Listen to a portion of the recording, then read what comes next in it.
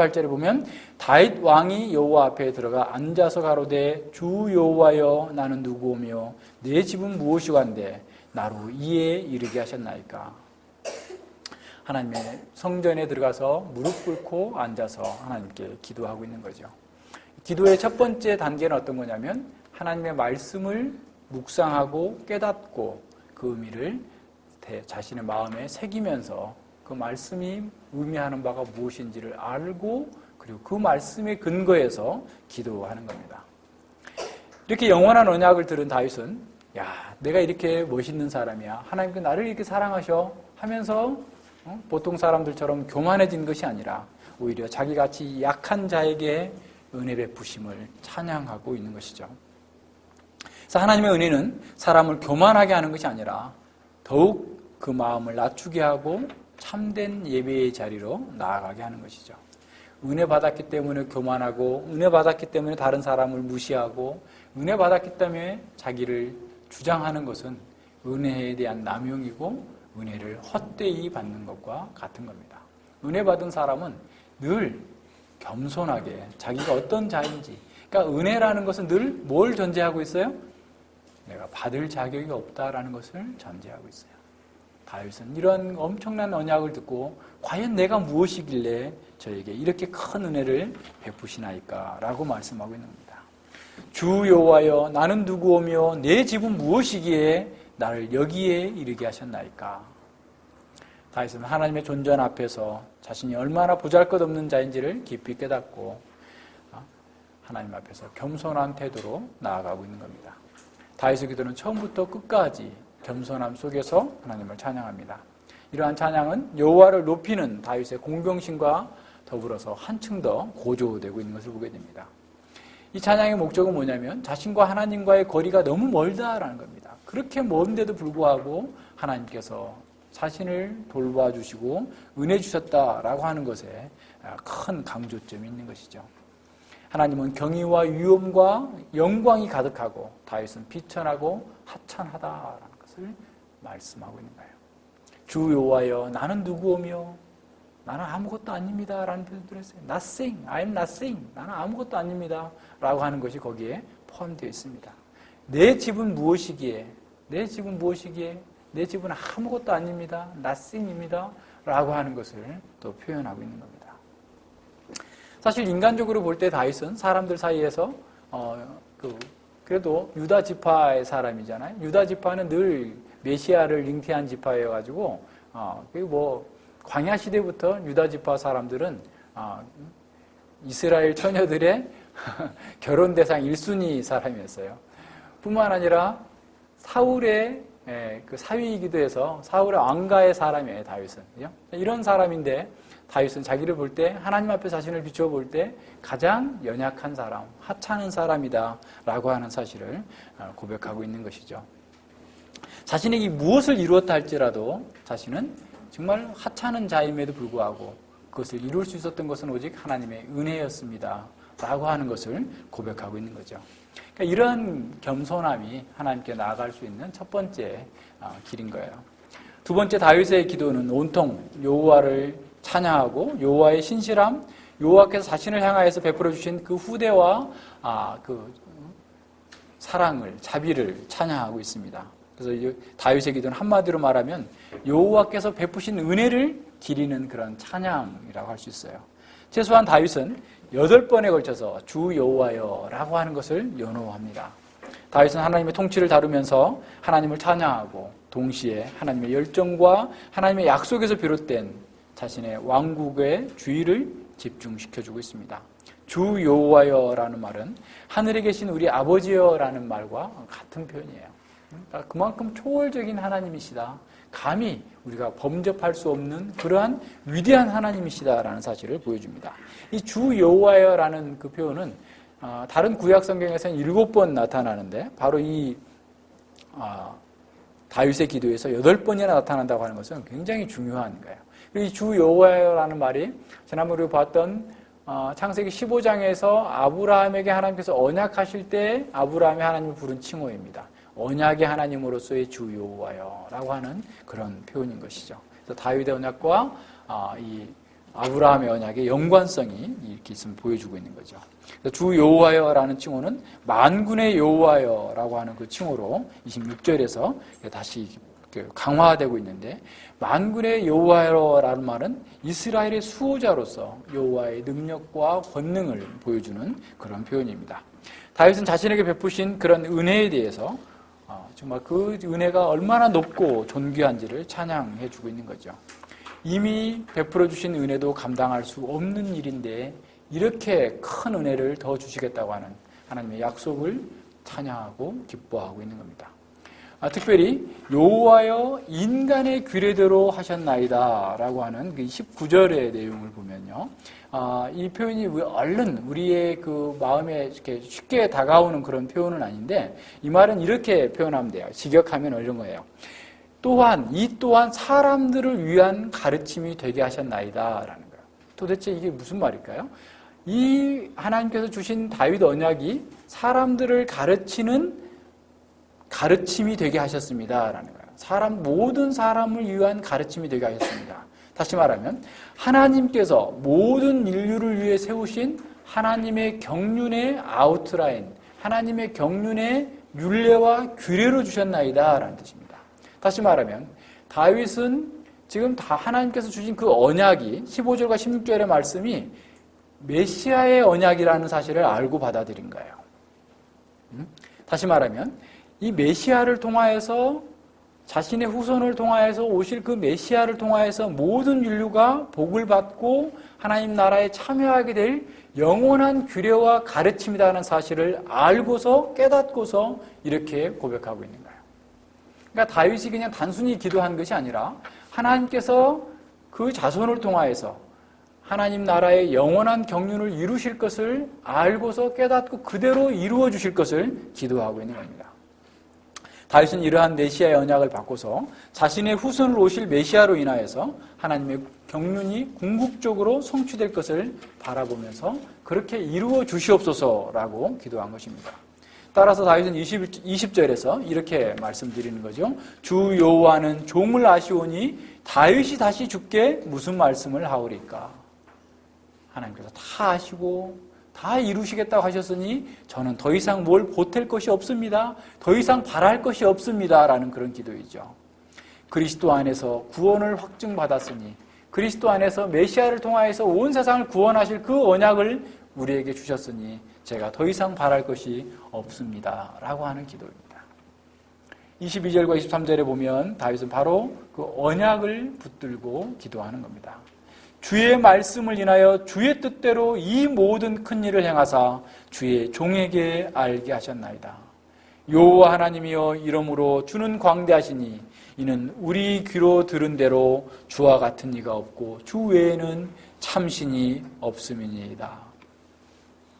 다윗은 모든 것은 여호와의 주의 말씀으로 말미암은 것이며 주의 기쁘신 뜻대로 모든 것이 되었다라고 고백합니다.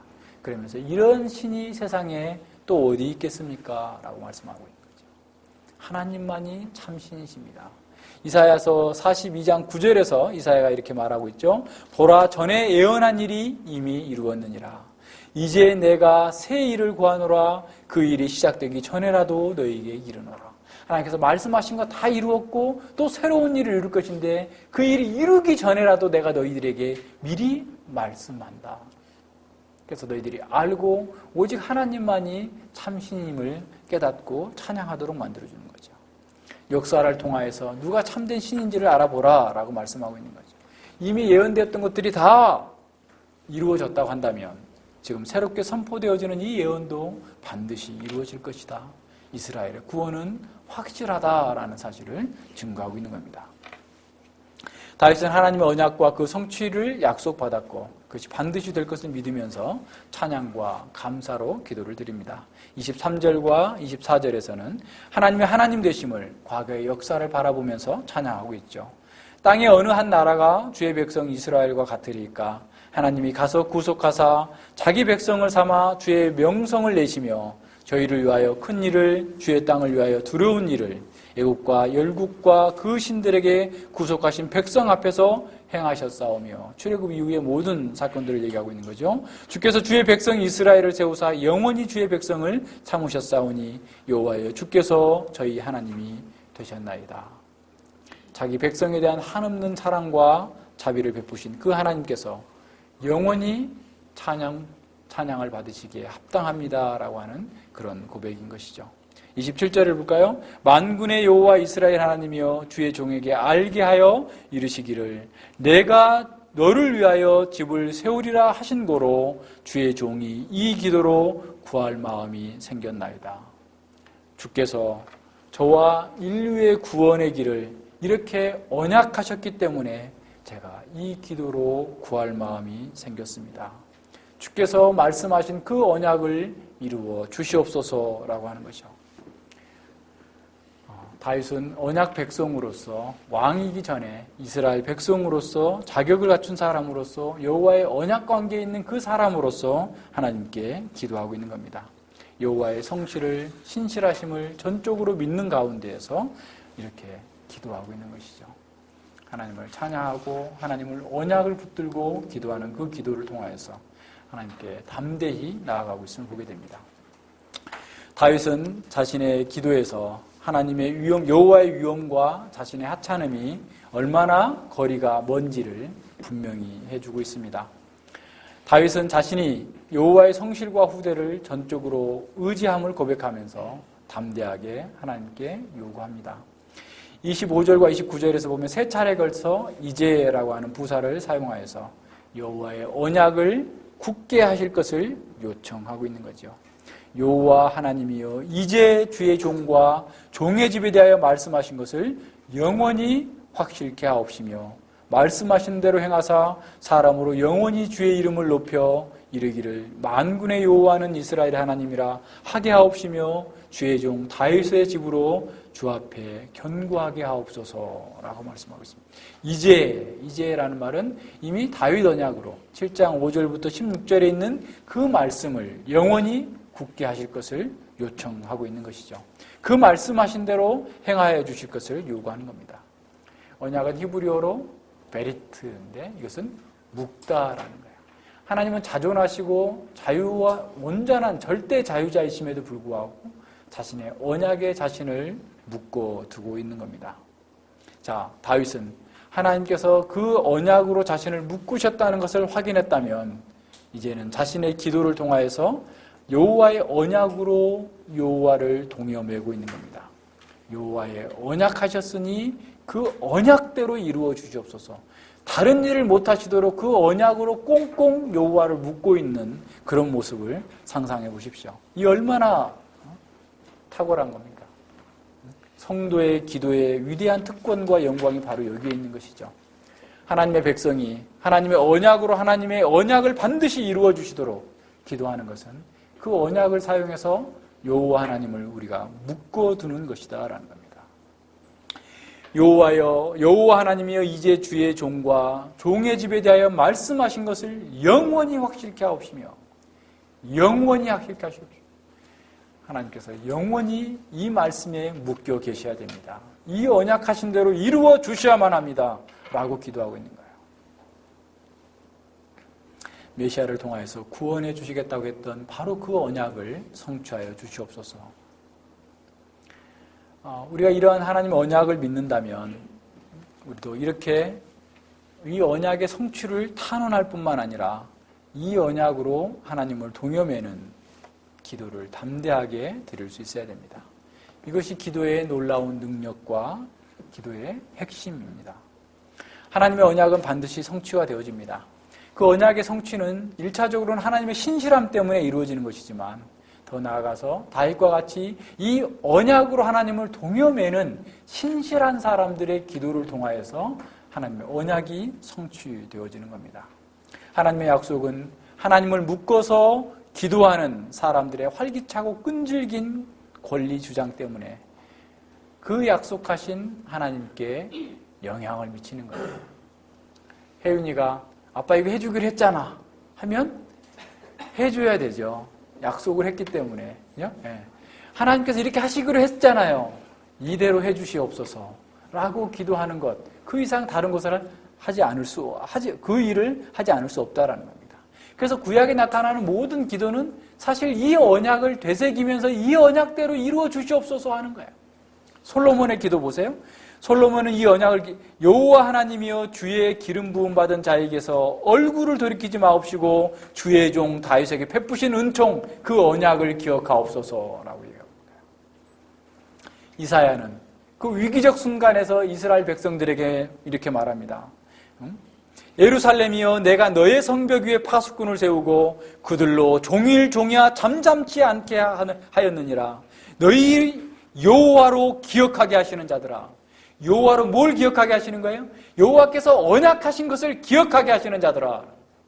여호와의 언약을 붙들고 그 언약대로 이루어 주시옵소서 기도하는 자들아. 너희는 쉬지 말며 또 여호와께서 예루살렘을 세워서 세상에서 찬송을 받으시기까지 그로 쉬지 못하게 하라. 주여 언약을 이루어 주시옵소서. 주여 언약을 이루어 주시옵소서. 쉬지 말고 기도하라. 이 언약대로 이루어 주시옵소서라고 기도하라고 가르치는 겁니다. 여호와께서 그 언약을 이루셔서 예루살렘을 그리고 교회를 회복시키셔서 온 세상 속에서 찬송과 영광을 받으시기까지 기도를 쉬지 말라라는 거예요. 주의 나라와 의를 구하라. 나라에 임하옵시며 이 기도가 쉬지 않게 하라라는 겁니다. 그것이 바로 우리의 기도가 되어야 됩니다. 28절에 두 번째 이제가 나타납니다. 주 여호와여 오직 주는 하나님이시며 말씀이 참되시나이다. 주께서 이 좋은 것으로 종에게 허락하셨으니 이제 좋은 것으로 주는 참 하나님이시니 다윗을 위하여 이 좋은 것들을 이제 행하시겠다고 언약하셨으니 이제 이루어 주옵소서라고 하는 기도인 거죠. 29절에서 세 번째 이제가 나타납니다.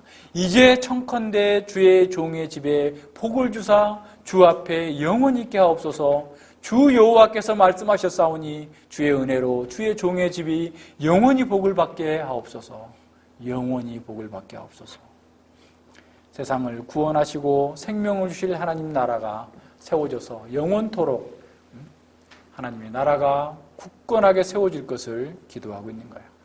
다윗 왕조가 끊기지 않고 계속해서 상속자가 있어서 늘 안전하고 번성하고 영원히 복을 받게 해달라라고 하는 기도입니다. 다윗은 메시아로 인해서 이말 하나님 나라의 극치를 바라보았습니다. 그래서 그 나라가 속히 이루어지기를 기도하고 있었던 것이죠. 이렇게 하나님을 묵는 담대한 기도는 예수 그리스도 안에서 온전하게 성취되었습니다. 하나님의 신실하시면 반드시 그 언약을 지키시고 그 백성들이 또한 하나님의 언약으로 계속해서 기도할 때 그 기도를 들으시고 응답해 주십니다. 왜냐하면 하나님께서 역사를 그렇게 경영해 나가시기로 작정하셨기 때문에 그래요. 하나님께서는 그 백성들의 기도를 통하여서 그 언약을 이루시겠다라고 정하신 겁니다. 구약의 성전에서 그 분향하는 것, 여러분 성소, 지성소 기억나세요? 성소에 보면 안에 이제 들어가면 위쪽에는 떡상이 있어요. 떡상. 그리고 남쪽에는 등대가 있습니다. 7개의 촛대 등대가 있고, 그 다음에 지성소 바로 앞에, 휘장 바로 앞에 향단이 있어요. 분향단이 있어요. 그래서 이제 네모 반듯한데 한 45cm에서 50cm 정도 되는 거고, 높이는 한 1m 정도 되는 이 분향단이 있어요. 그래서 이거 제사를 드릴 때마다 제단에서 제사, 종물의 희생 제사를 드리는 동시에 분향을 합니다. 그래서 이제 사가랴가 누가복음 1장에 보면 사가랴가 가서 분향하러 갈 때에 밖에 있는 모든 백성들은 하나님께 기도하더니라고 나왔어요. 자, 그런데 구약에서의 기도도 마찬가지예요. 이 기도는 제단의 희생 제사가 드려짐과 동시에 향으로서 올라가요. 그러니까 이 향을 피우는 것은 기도를 상징해요. 하나님의 백성들의 기도를 상징하는데 그래서 이제 요한계시록에서 이 이미지를 아주 3번씩이나 사용해가지고 아주 분명하게 그걸 보여줍니다. 그래서 제단에서 제사가 드려졌을 때 기도의 향을 피웠을 때 하나님께 기도가 받아들여지는데, 구약적 의미에서의 이 향을 피우는 건 어떤 거냐면 제단에서 드리는 속죄의 제사가 하나님께서 기쁘게 연락하여 주시옵소서. 그리고 또 하나의 의미는 어떤 거였어요? 메시아가 오셔서 우리의 모든 죄를 완전히 일수해 주실 것을 간절히 사모하는 그런 기도로서의 분향의 의미예요. 그게 기도의 의미란 말이에요. 자, 그렇다면 보세요. 요한계시록의 의미에서 보세요. 요한계시록에서, 그러니까 우리가 기도할 때 하나님께서 그 기도를 받아주신다는 것은 어떤 거냐면 그리스도의 속죄의 보혈 가운데에서 쌓여 있을 때만 우리의 기도가 들려지는 거야. 하나님께 올려지는 겁니다. 그러니까 우리가 아무리 탁월하고 아무리 잘났어도 우리의 힘으로는 하나님께 나아갈 수가 없어요.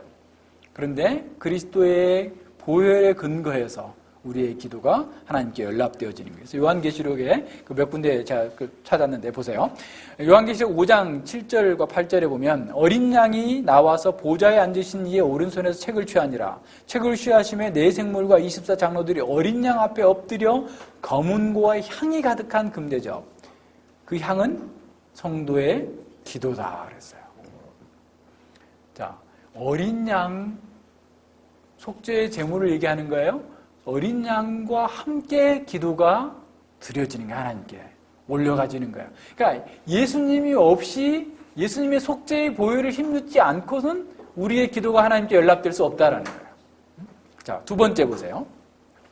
요한계시록 6장 9절과 10절에도 보면 다섯째 인을 떼실 때에 내가 보니 하나님의 말씀과 저의 증거를 인하여 죽임을 당한 영혼들이 제단 아래에 있어 큰 소리로 불러 가로되 거룩하고 참되신 대주제여 땅에 거하는 자들을 심판하여 우리의 피를 신원하여 주지 아니하시기를 어느 때까지 하시려나이까. 제단 아래에요. 그리스도의 속죄의 제사를 근거로 해서 하나님께 이렇게 신원하는 기도를 하고 있는 것입니다. 8장 3절, 요한계시록 8장 3절과 4절에서도 마찬가지예요. 또 다른 천사가 제단 곁에 서서 금향로를 가지고 많은 향을 받았으니 이는 모든 성도들의 기도들과 합하여 금단에 드리고자 합니다. 제단과 금향로가 분리되지 아니하죠. 그리스도의 속죄와 우리의 기도가 분리될 수 없어요. 그건 하나님께 받을 수 없는 기도예요. 항연히 성도의 기도와 함께 천사의 손으로부터 하나님께 올라가는 것을 보여주고 있어요. 자, 여기서 주목할 것은 뭐냐면 천사가 제단 곁에 서서 금향로에 많은 향을 받아서 그 기도를 받아서 하나님께 올려져 가고 있다라는 거야. 그러니까 성도의 기도는 이 제단에서 이미 드려진 속죄의 제사, 그리스도의 속죄의 제사를 근거해서 하나님 앞에 올라간다라는 거야. 우리의 기도 자체가 그냥 힘이 있어서 하나님께 올라가는 것이 아니라는 것을 보여주고 있는 겁니다. 제단 곁에서 향의 연기와 함께 올라간다는 말의 의미는 우리의 기도가 그리스도의 공로를 힘입어서 하나님 앞에 올라간다라는 그런 의미예요. 이건 시편 141편 2절의 그 이미지를 요한이 사용하고 있어요. 나의 기도가 주의 앞에 분향함과 같이 되며, 그러니까 자신의 기도가 주님께 분향해가지고 이 향이 지성소 끝에 휘장을 지나서, 그러니까 성소 끝에 휘장을 지나 지성소로 들어가요. 그래서 이 향이 굉장히 심하게 피어집니다. 그래서 깜깜할 정도로. 그래서 지성소에 들어가도 대제사장 1년에 한 번 지성소에 들어가도 향이 가득한 가운데 들어가기 때문에 언약궤를 분명하게 볼 수 없어요. 영광의 하나님을 볼 수 없을 정도의 상태를 보여주고 있는 거예요. 그러니까 우리의 기도는 사실은 주님 앞에서 정말 우리의 기도가 지성소로 이렇게 올라가는 것, 그 근거가 어떤 거냐면 제단에서 제물이 죽고 희생당한 것을 통하여서 나아간 것처럼 그리스도의 희생을 근거로 해서 우리의 기도가 하나님께 나아갈 수 있는 거예요. 그러면서 시편 기자는 나의 손을 들어 드는 것이 저녁 제사같이 되게 하옵소서. 저녁 제사처럼 하나님께 연락되어질 수 있도록, 제사와 함께 드려질 수 있도록 해달라고 하는 그런 이미지를 요한은 사용해가지고 이렇게 성도들의 기도가 제단 앞에서 금향단에 드려져서 함께 하나님께 올려가지더라라는 거예요. 자, 무슨 말이냐면 우리의 기도는, 우리의 예배는 그리스도의 보혈로 쌓여 있을 때만 하나님께 나아갈 수 있다라는 거예요. 그러니까 이러한 의식을 제대로 가져야만 기복주의적이고 자기 육신의 정욕을 추구하는 식의 그러한 기도를 할 수 없는 거예요. 그리스도의 그 구속의 의미를 알았다고 한다면 그 구속의 은혜를 깨닫고 그 은혜 가운데서 감사하는 삶을 사는 사람이 자기 정욕을 위하여서 감히 하나님 앞에 기도할 수 있겠어요? 이런 면에서 우리에게 가르쳐주고 있는 것이 아주 분명합니다. 그래서 기도는 처음부터 하나님께서 정하신 규례를 따라서 하나님의 말씀대로 하나님께서 이루어 주시기를 구하는 겁니다. 성경은 믿음으로 구하면 하나님께서 응답해 주신다라고 가르치셨어요. 그러나 그 기도는 하나님의 뜻에 합당한 것이야만 합니다. 하나님의 뜻은 이미 우리에게 주어진 언약에 근거해서 기도하는 거예요. 다윗이 하나님께서 인간의 규례를 우리에게 주셨기 때문에 제가 이렇게 기도합니다. 주께서 이렇게 말씀하셨기 때문에 그 말씀에 근거해서 기도합니다. 라고 했던 것처럼 그 명확하게 해야 됩니다. 그것은 하나님의 나라가 이 땅에 어떻게 세워지고 어떻게 진행해 나갈 것인가에 대한 것이죠. 다윗의 기도는 자신의 개인적인 성공이나 자신의 가문을 위한 것이 아니라 하나님 나라가 언약하신 대로 이루어 주시기를 기도한 것입니다. 우리가 우리 개인의 유익이나 우리 개인의 고통을 해소하기 위해서 기도한다 할지라도 그것은 하나님의 나라와 깊은 연관성이 있어야 됩니다. 하나님 나라의 경영 속에서 우리가 하나님께서 그 나라를 이루어 주시기를 기도하는 거예요. 주님 가르쳐준 기도에서 주님 자신이 거룩하게 되어지기를 원하고 주님의 나라가 이루어지기를 원하고 주님의 뜻이 이루어지기를 구하고 난 다음에 우리의 일용할 양식, 우리의 사죄의 은혜, 우리가 시험과 유혹에 빠지지 않고 하나님의 영광에 도달할 수 있도록 하기 위한 기도. 다시 말하면 우리가 주님의 백성답게 살기 위하여서 이와 같은 것이 필요합니다. 그러니 주시옵소서라고 기도하는 것이죠. 하나님의 나라의 경영에 대하여서 그 백성들이 참여할 수 있도록 우리에게 가르쳐 주신 그 계시대로 우리는 기도하는 겁니다. 그래서 믿음으로 기도한다는 것은 하나님께서 약속하신 것을 구하는 것을 의미하는 겁니다. 약속이 없는 상태에서는 믿음이 존재하지 않아요. 그렇죠? 약속하신 것을 이루어 주시옵소서라고 기도하는 것이지 약속이 없는 상태에서 무슨 믿음의 기도가 있습니까? 죄인인 우리가 하나님과 교제를 나누는 이러한 목적은 궁극적으로 그리스도 안에서 성취가 되었어요. 그리스도 때문에 완성된 겁니다. 이제 우리가 그 아들의 이름으로 그리스도의 이름으로 기도하는데 곧 그것은 그 아들의 보혈 안에서 하나님께 나아가는 것을 의미합니다. 하나님께 나아가는 길이 독생자의 무한하신 사랑과 엄위하신 하나님의 공의의 길, 십자가의 길이었다고 한다면 그 하나님께서 열어놓으신 그 기도의 길에서 자신의 탐욕을 구하고 자신의 우상을 부르는 것처럼 하나님을 부르는 자들에게 오히려 진노가 있지 않겠습니까? 하나님께서 베푸신 은혜의 방도를 자신의 탐욕과 정욕을 위하여서 사용하는 자들에게 하나님께서는 소돔의 백성들과 고모라의 관원들이다라고 책망하셨습니다. 그렇게 경고하고 책망하며 그들에게 회개를 촉구했음에도 불구하고 계속해서 자기 길을 고집한 자들은 결국 멸망당하게 된 것이죠.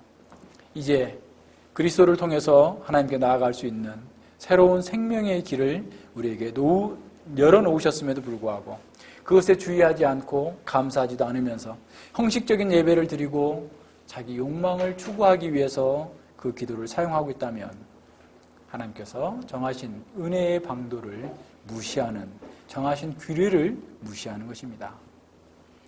예수님께서는 너희가 나의 명하는 대로 행하면 곧 나의 친구라 이제부터 너희를 종이라 하지 아니하리니 종은 주인이 하는 것을 알지 못함이니라. 다 알려줬기 때문에 너희들은 종이 아니야. 앞으로 역사가 어떻게 될 것이고 하나님 나라가 어떻게 이루어질 것인지를 내가 너희들에게 다 가르쳤고 너희들이 알았다면 이제는 너희는 나의 친구야.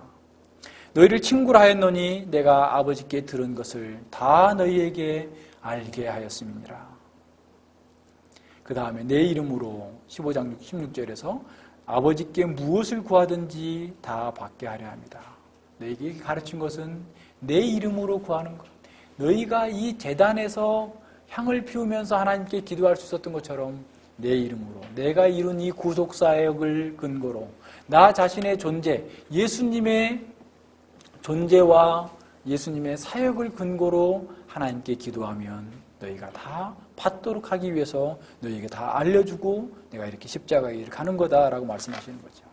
지금까지 너희가 내 이름으로 아무것도 구하지 아니하였으나 구하라. 그리하면 받으리니 너희 기쁨이 충만하리라.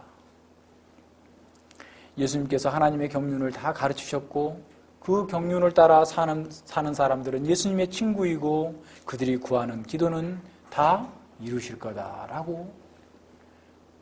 그들이 뭘 구하겠어요? 자기 정욕적인 욕망을 추구하겠어요? 하나님 나라가 이루어 주시옵소서. 하나님의 뜻을 속히 이루어 주시옵소서. 하나님의 뜻에 제가 합당하게 반응할 수 있도록 저를 바꿔 주시옵소서 라고 기도하는 것이죠. 우리의 담대함이 바로 여기 있습니다. 우리가 하나님 나라를 구하고 하나님의 뜻을 이루고자 하고 그것 때문에 지금 저의 필요를 채워주시옵소서 라고 진심으로 기도한다면 우리는 그것을 얻을 거예요.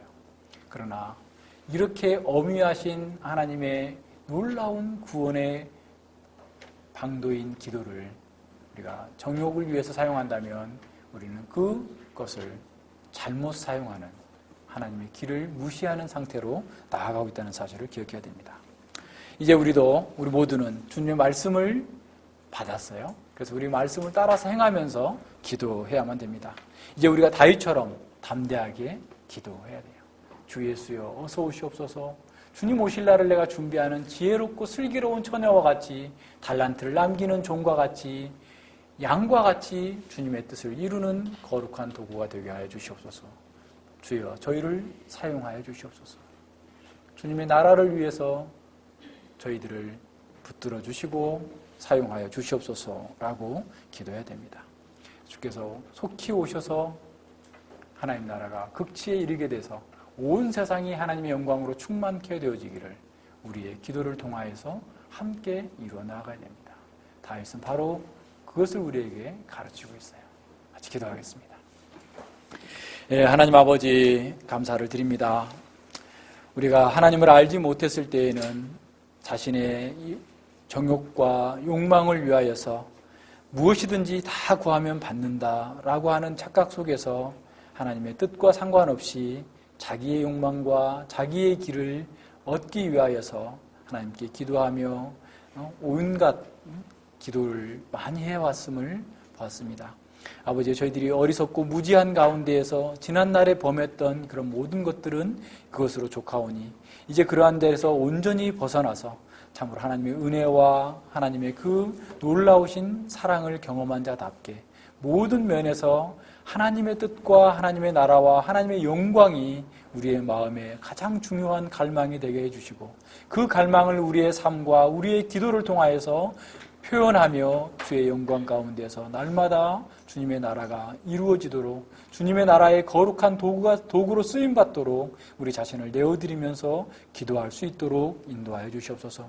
우리에게 여러 가지 어려움과 또 불편함이 있다면 아버지여 그것을 통하여서 우리가 회개하고 돌이켜서 하나님 나라의 백성답게 살도록 하기 위한 하나님의 거룩한 섭리 가운데 있음을 알고 그러한 속에서 충분하게 배울 것을 배우고 자신을 낮추고 부정하면서 주께서 가르치신 바대로 이 영광의 자리에 날마다 존귀케 되어 나아갈 수 있도록 붙들어 주시고 함께하여 주시옵소서.